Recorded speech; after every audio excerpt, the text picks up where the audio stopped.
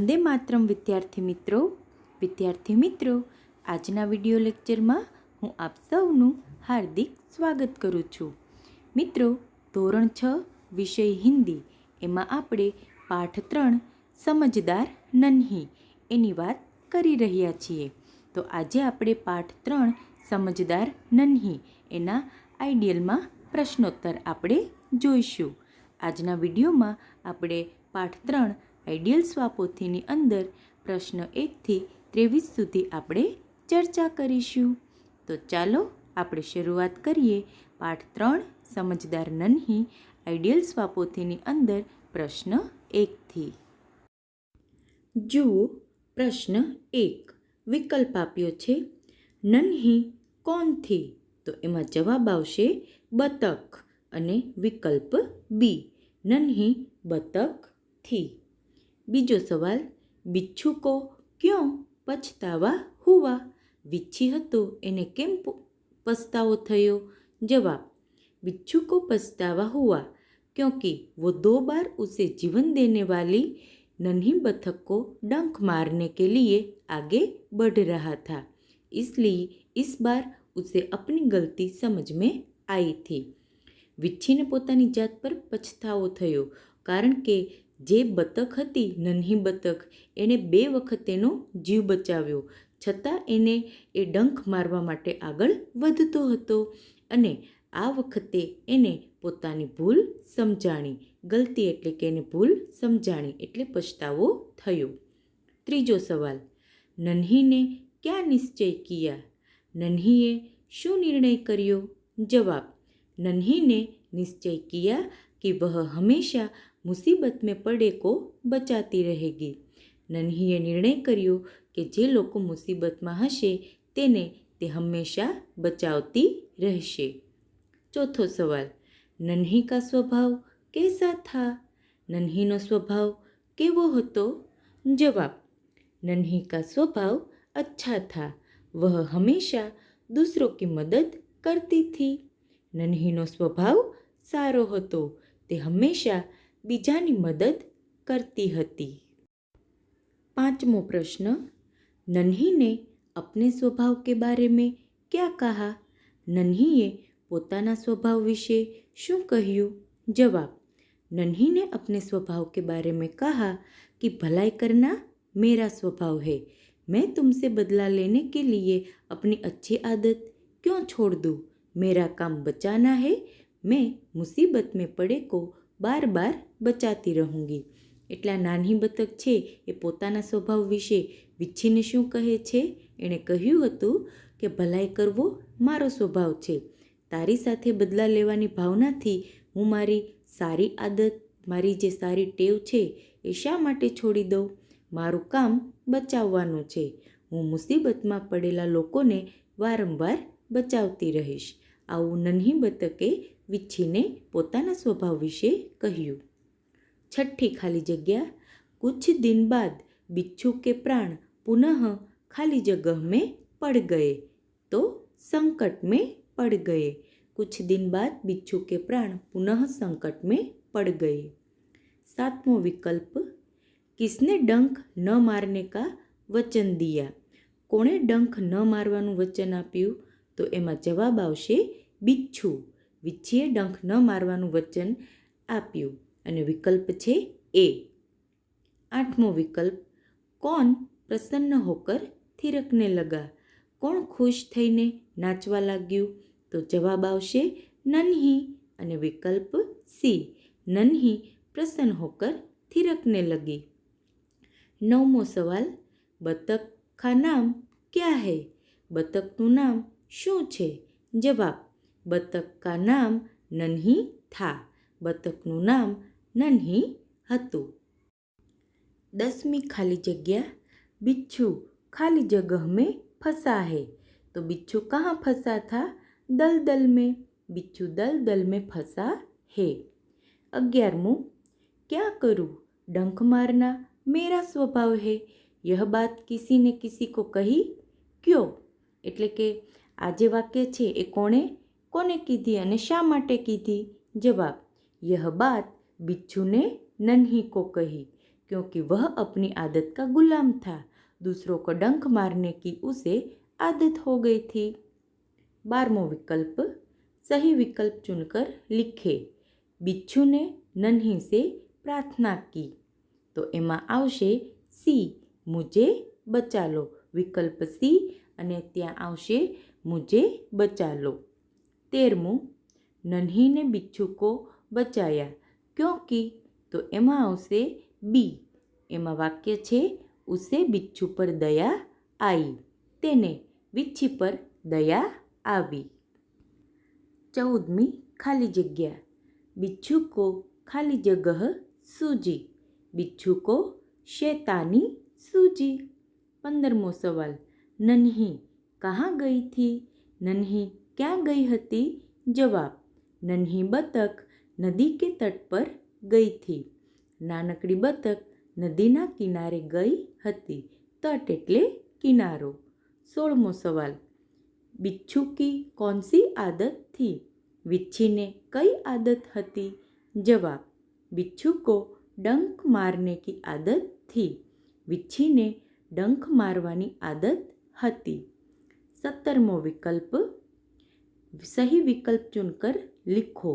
बिच्छू गिड़गिड़ा कर बोला, तो એમાં જવાબ આવશે મુझ પર દયા કરો. વિકલ્પ બી. 18મી ખાલી જગ્યા, नन्ही ने बिच्छू को खाली जगह दान दिया, तो એમાં આવશે दोबारा जीवन. नन्ही ने बिच्छू को दोबारा जीवन दान दिया. दोबारा એટલે કે બીજી વાર. 19મો સવાલ, नन्ही ने क्या सोचकर दूसरी बार बिच्छू को बचाया. नन्हीએ શું વિચારીને બીજી વાર વિચ્છીને બચાવ્યો.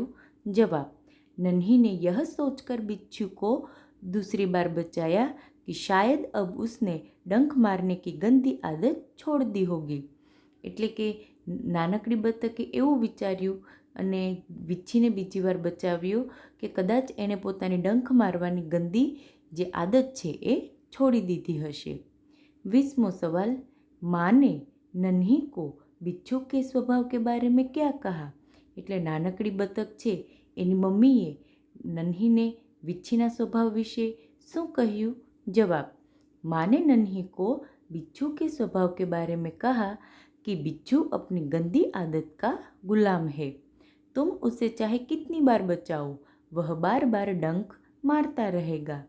માએ નન્હીને કહ્યું કે વિચ્છી તો પોતાના સ્વભાવ પ્રમાણે પોતાની આદતનો ગુલામ છે. તો એને ગમે એટલી વખત બચાવીશ, એ તો વારંવાર ડંખ મારતો રહેશે. 21મો વિકલ્પ, सही विकल्प चुनकर लिखिए. बिच्छू ने कहा अब वो किसी को, तो એમાં જવાબ આવશે डंक नहीं मारेगा. विकल्प ए. बिच्छू ने कहा अब वो किसी को डंक नहीं मारेगा. प्रश्न 22, निम्नलिखित वाक्यों को कौन किससे कहता है बताइए. હવે અહીં આપણને 5 વાક્ય આપ્યા છે. કોણ કોને કહે છે એ આપણે લખવાનું છે. એમાં પહેલું, माँ मैं उसकी गंदी आदत छुड़ा कर रहूँगी. હવે આ વાક્ય કોણ બોલે છે અને કોને કહે છે. જવાબ, નન્હી अपनी माँ से कहती है. એટલે નન્હી બોલે છે અને પોતાની માને કહે છે. બીજું, નન્હી બહન आज तुम जीत गई. આ વાક્ય કોણ બોલે છે તો કે बिच्छू ने नन्ही से कहा. बिच्छू बोलता है और नन्ही को कहता है. विच्छी बोले छे अने नन्ही ने कहे छे. त्रीजू, तुम यह गंदी आदत छोड़ दो, नहीं तो मुसीबत में कोई तुम्हारी मदद नहीं करेगा. तो जवाब, नन्ही ने बिच्छू से कहा.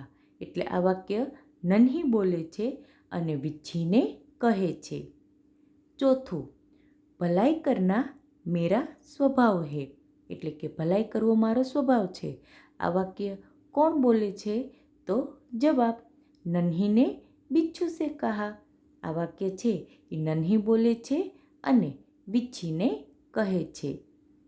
છેલ્લું અને પાંચમું, मैं वचन देता हूँ कि अब मैं किसी निर्दोष जीव को डंक नहीं मारूंगा. હું વચન આપું છું કે હવે પછી ક્યારેય હું કોઈ નિર્દોષ જીવને ડંખ નહીં મારું. આ વાક્ય કોણ કોને કહે છે? જવાબ: બિચ્છુ ને નન્હી સે કહા. આ વાક્ય વીછી બોલે છે અને નન્હી બતકને કહે છે. પ્રશ્ન 23. चित्रों को देखकर कहानी अपनी नोटबुक में लिखिए. હવે મિત્રો, આ જે વાર્તા છે એ તમારે નોટબુકમાં લખવાની જરૂર નથી. આપણે અગાઉના વિડીયોમાં સ્વાધ્યાય અને અભ્યાસના પ્રશ્નોત્તર આપણે જોઈ ગયા છીએ. એમાં આ વાર્તા આવી ગઈ છે. એટલે હાલ તમારે નોટબુકમાં લખવાની જરૂર નથી. ફક્ત આ વિડીયો સ્ક્રીન પર ધ્યાન આપી અને સાંભળશો, સમજશો. આ જે વાર્તા છે એ કીડી અને કબૂતરની છે. ચીંટી ઓર કબૂતર જે એકબીજાને મદદ કરે છે, સારા મિત્ર બને છે અને આભાર માને છે. તો આ એ વાર્તાના ચિત્રો અહીં તમને આપ્યા છે. હવે આ ચિત્રો પરથી આપણે વાર્તા પણ સમજી લઈએ. જુઓ, પ્રશ્ન 23. ચિત્ર પરથી વાર્તા. चींटी और कबूतर. कीड़ी अने कबूतर. किसी जंगल में बरगद का एक पेड़ था. बरगद एटले के वडलाનું ઝાડ. કોઈ એક જંગલમાં વડલાનું ઝાડ હતું. उस पर एक कबूतर रहता था. તેની ઉપર એક કબૂતર રહેતો હતો. પેડ કે પાસ એક નદી બહતી थी. હવે આ વૃક્ષ છે. પેડ એટલે કે ઝાડ અથવા તો વૃક્ષ. વૃક્ષની પાસે एक नदी बहती हती. एक दिन नदी के किनारे एक चींटी कहीं जा रही थी. एक दिवस नदीना किनारे एक कीड़ी कहीं जई रही हती. वह नदी के तेज बहाव के कारण नदी में जा गिरी. તે નદીનું જે પાણી વહેતું હતું, જે પૂરજોશમાં પાણી વહેતું હતું, એના લીધે તે નદીમાં જઈને પડી. वह बहुत कोशिश करने के बाद भी नदी में बहती ही जा रही थी. તે કીડી હતી એ નદીમાંથી બહાર કરવાની ખૂબ જ કોશિશ કરતી હતી, પણ તે નદીમાં જ વહેતી જાતી હતી. કબૂતર કી નજર ઉસ ચીંટી પર પડી. હવે કબૂતરની નજર એ કીડી પર પડી. કબૂતરને ચીંટી કો બચાને કી ઠાન લી. કબૂતરે કીડીને બચાવવાનો નિર્ણય કર્યો. उसने एक सूखा पत्ता चोंच में उठाया और चींटी के पास जाकर रख दिया. એણે એક સુકાયેલું પાંદડું પોતાની ચાંચમાં ઉપાડ્યું અને કીડી પાસે જઈને રાખી દીધું. चींटी ने तुरंत उस पत्ते को पकड़ लिया और उस पर चढ़ गई. કીડીએ તરત જ એ પાંદડાને પકડી લીધું અને એના ઉપર ચડી ગઈ. કબૂતર ધીરે ધીરે ઉસે કિનારે લે આયા. कबूतर धीरे धीरे ये पांदड़ू किनारे लई आव्यू. चींटी ने कबूतर को धन्यवाद दिया और अपने बिल में चली गई. કીડીએ પોતાનો જીવ બચાવવા બદલ કબૂતરનો આભાર માન્યો અને ફરી પાછું પોતાના દરમાં ચાલી ગઈ. બિલ એટલે કીડીઓ છે એ દરમાં રહે છે. બિલ એટલે કે દર. કુછ દિન બાદ કી બાત હૈ. થોડા દિવસ પછીની વાત છે. જુઓ, હવે સમય વીતી ગયો છે. ચીંટી कुछ खाना ढूंढ रही थी.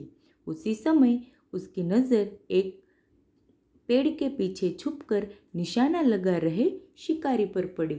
એટલે કે આ કીડી છે એ પોતાના માટે ખાવાનું શોધી રહી હતી. તે જ સમયે વૃક્ષની પાછળ છુપાયેલા જે શિકારી હતો એની ઉપર કીડીની નજર પડી. उसने देखा शिकारी उसी कबूतर पर निशाना साधने की तैयारी कर रहा है जिसने उसकी मदद की थी. કીડીએ જોયું કે આ શિકારી છે એ જ કબૂતરને મારવાની કોશિશ કરી રહ્યો છે કે જે કબૂતરે કીડીની મદદ કરી હતી. चींटी तुरंत शिकारी के पास गई और उसके पैर को जोर से काटा. शिकारी छटपटाया और उसका निशाना चूक गया. કીડી તરત જ એ શિકારીના પગ પાસે ગઈ, એના પગમાં ચટકો ભર્યો અને શિકારી છટપટાવ્યો અને શિકારીનું નિશાન ચૂકી ગયું. उसके हाथ से तीर गिर गया. उसके એટલે કે શિકારી. શિકારીના હાથમાંથી તીર પડી ગયું. आवाज सुनते ही कबूतर शिकारी को देख तुरंत वहाँ से उड़ गया. હવે અવાજ સાંભળીને કબૂતરે શિકારી તરફ જોયું અને તરત જ ત્યાંથી उड़ी गયું। उसने भी चींटी को धन्यवाद दिया। उस दिन के बाद से वे दोनों अच्छे मित्र बन गए। કબૂતરે પણ કીડીનો આભાર માન્યો અને ત્યારથી તે બંને સારા એવા મિત્ર બની ગયા. તો વિદ્યાર્થી મિત્રો, આજના વિડીયો લેક્ચરમાં આપણે પાઠ 3 સમજદાર નન્હી એના આઈડિયલની સ્વપોથીમાં 1 થી 23 પ્રશ્નોની આપણે ચર્ચા કરી. તો તમારે આજે હોમવર્કમાં 1 થી 22 પ્રશ્ન વિડીયો સ્ક્રીન પરથી જોઈને તમારે તમારી આઈડિયલ સ્વપોથીમાં બોલપેનથી સુંદર અક્ષરે પૂરવાના છે. 23મો જે પ્રશ્ન છે એ તમારે નોટબુકમાં લખવાનો નથી. તો મિત્રો, હવે આપણે મળીશું આવતા વિડીયો લેક્ચરમાં. ત્યાં સુધી સ્વસ્થ રહેજો, સુરક્ષિત રહેજો, પ્રકૃતિની જાળવણી કરજો. આવજો.